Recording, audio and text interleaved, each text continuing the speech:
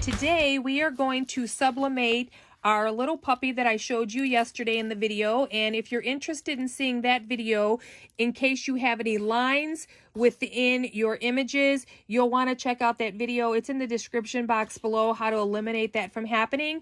And my puzzle piece was bigger than my paper. So what I did was I just did the background, and towards the end of the video, you'll see where I got the background from. And I just added it so that I could put it on my puzzle. Now, Amazon does carry sublimation puzzles that are great for kids, but they also have more pieces like 48 piece, 100 piece, and even a 300 piece puzzle. The only thing is that some of them don't have different shapes. Like this one seems to have different shapes like a puzzle, but some of them are all going in the same direction. So do pay attention to that if it would bother you once you're done, because I wouldn't have noticed it unless somebody else pointed it out in the comments. So we're going to get started on this, and of course we're just going to flip this over, and I used heat tape to get these together, and we will print this. Okay, so we are ready to sublimate our puzzle, and we have our butcher paper down. This is the paper that I get from Amazon. It comes in a package, and it's anti-stick, high temperature. I don't remember how many sheets are in here, but I use mine over and over. It just depends on what you're trying to sublimate. And then you should also have like a heat resistant glove. This seems pretty easy, so we don't have to worry about it too much, but you should have one nearby for tumblers, mugs, and things like that. And we're going to put a cover sheet on here. So this heat press is also from Amazon. I'll put that description down below. I bought it 6 years ago, and sometimes the heat does give a little bit of a problem with it fluctuating between like 392. So we have 60 seconds. It's starting to count down now, and so far so good. Sometimes it'll start to drop between 392 and 389. So as soon as this is completed, I will come back and show you our finished product.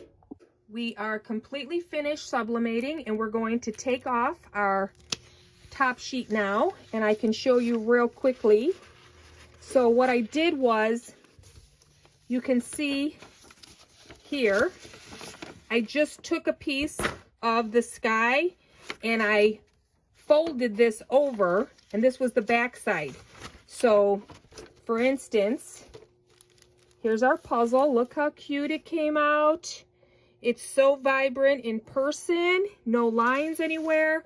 So if we had this on here, all I did was add a little bit of a piece, and then I folded it over like this,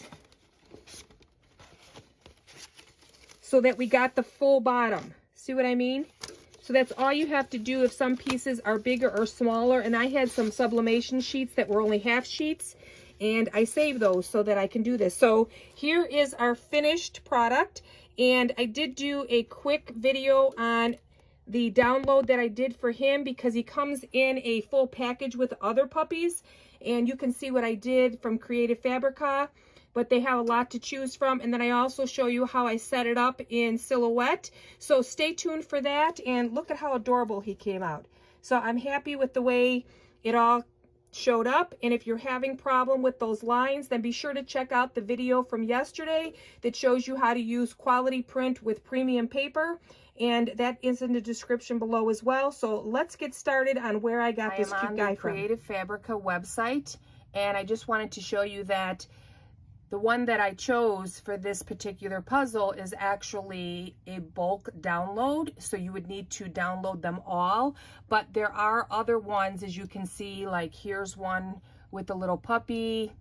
They have this one here that's really cute. If we click on it, here's all the Valentine's Day puppies that you can use. Again, I have a membership, so I can download them all whenever I want, or you can just buy them individually for the download. So you would have to buy this whole package, but it's entirely up to you. All of the links are in the description below.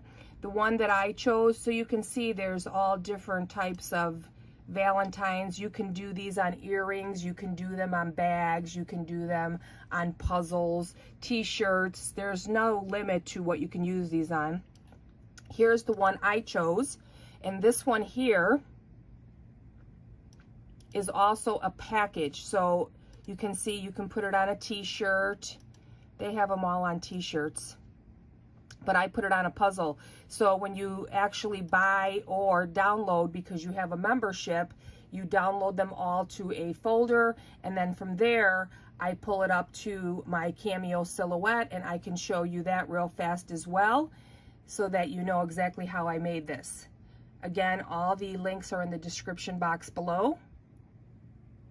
So here's how I did this. I am in the workspace for my Cameo Silhouette 2, and I just wanted to say that even though this is an older version, I still do pretty much everything that I've wanted to do, including tracing and ungrouping. Anything that you need to do, I've been able to do on this older version. And I just did get some of the attachments, which is the pen holder, so I'm going to get some markers to use on that. And I also got the engraver, so we'll try these out and I'll let you know how they work.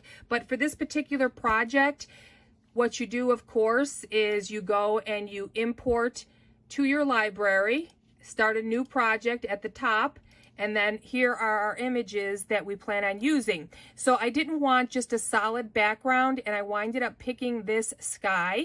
So you just stretch it out, and again, these are on Creative Fabrica, so there's a lot of different ones that you can choose.